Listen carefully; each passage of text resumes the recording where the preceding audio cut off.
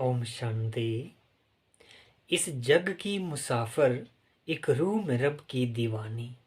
इस जग की मुसाफिर एक रूह में रब की दीवानी।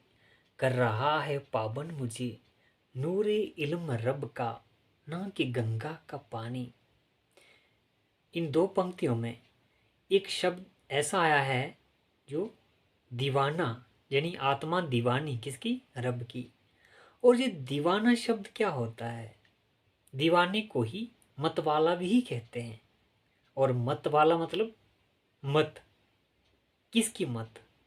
हाँ, क्या आप किसकी मत पे चल रहे हो? और श्रीमत क्या होती है? परमात्मा की मत। और एक होती है परमत, यानी लोगों की मत। इन दोनों को अगर हम वैल्यूज़ के आधार पर देखें तो एक है राम की मत, एक है रावण की मत। यानी राम मतलब सद्गुण, ईश्वरीय गुण, और रावण मत मीन्स आसुरी गुण, आसुरी जो अवगुण है, जो इंसान के अंदर बुराइयां हैं उसके अनुसार। और जो राम का मत वाला होता है, परमात्मा की श्रीमत पर जो चलता है, वो कभी हारता नहीं है। इसलिए हारने से बचना है तो रावण की मत को छोड़कर राम की मत पर चलना होगा। क्योंकि हनुमान जी ये लिए कहते हैं सदा राम जी की मत पे ही चलते हैं, तो उनको कोई हराया नहीं। कभी किसी से महावीर हारते नहीं हैं, इसलिए क्योंकि वो ईश्वर की मत पर चलते हैं। और आज इंसान जब रावण की मत पर चल रहा है तो संसार की हालत कैसी होगी? किसी ने गीत गाया, देख तेरे संसार की हालत क्या होगी भगवान।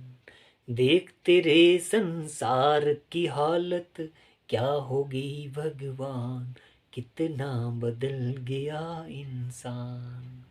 सूरज ना बदले, चांद ना बदले, ना बदले रे आसमान। कितना बदल गया इंसान। पर इससे पहले एक गीत और भी आता है, वो था कि यहाँ डाल डाल पर सोने की चिड़िया करती है बसेरा। वो भारत देश है मेरा। यहाँ डाल डाल पर सोने की चिड़िया करती है बसेरा।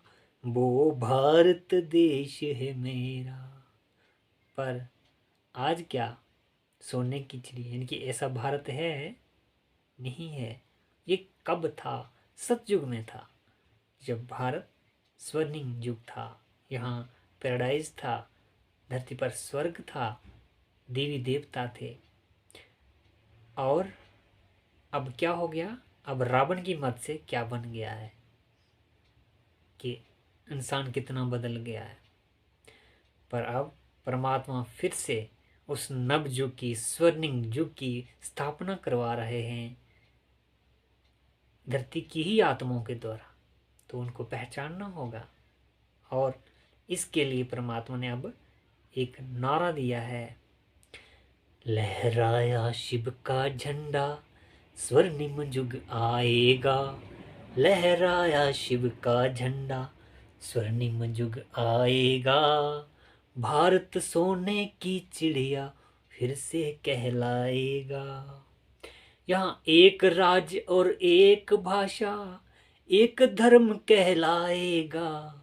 भारत सोने की चिड़िया फिर से बन जाएगा।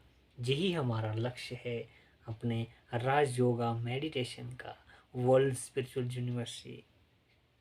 आप भी ज्वाइन कीजिए और इस सृष्टि के परिवर्तन में सहयोग दीजिए, ताकि जो सहयोग देता है वो मालिक हो जाता है। क्योंकि परमात्मा का है, किसी एक का नहीं। सभी धर्मों के लिए, सभी जातियों के लिए। क्योंकि आत्माएं तो सभी है ना। और आत्माएं किसकी हैं? एक परमात्मा की है। यहाँ कोई देहधारी, ना गुरु की बात है कि वो भगवान है, ना कोई देवता ब्रह्मा विष्णु शंकर। ये भी अपना पार्ट बजाते हैं परमात्मा की ही शक्तियाँ लेकर, पावर लेकर। इसलिए परमात्मा एक ही है, दिव्य ज्योति बिंदु परमात्मा, स्टार लाइट, जो कि डिवाइन लाइट है। गीता में भी तो बताया ना कि ना तुम अशक्य से दृष्टुम ननेव सब चक्षुषा दिव्य दिदामित चक्षु परस्मै योग में ईश्वरम, कि तुम मुझे अपने इन चमड़े की आंखों से नहीं देख सकते हो, इन नेत्रों से नहीं देख सकते हो, क्योंकि मैं एक दिव्य रूप है, मेरा एक दिव्य प्रकाश हूँ। उसके लिए तुम्हें ज्ञान का तीसरा नेत्र चाहिए। फिर परमात्मा ने उसको ट्रांस में लेकर जिज्ञासु को समझाया। बस वही चीज़ आज इंसान के काम की है। बॉडी कॉन्शियस जो है वो पतन की जड़ है, और सोल कॉन्शियस जो है वो उद्धान का है, वो कल्याण का है। खुद को आत्मा समझना एक बात है, पर खुद को आत्मा प्रैक्टिकली अनुभव करना, महसूस करना, रियलाइज करना, इमेजिनेशन नहीं विजुअलाइजेशन करना, और बॉडी से निकलकर कुछ टाइम के लिए उस परम धाम तक जाना। क्योंकि परम धाम कहाँ है वो तो आपको कोर्स में ही बताया जाएगा। 4-5 दिन का कोर्स होता है, और कहीं भी आप मेडिटेशन का जे कोर्स ज्वाइन कर सकते हैं। ओम शांति।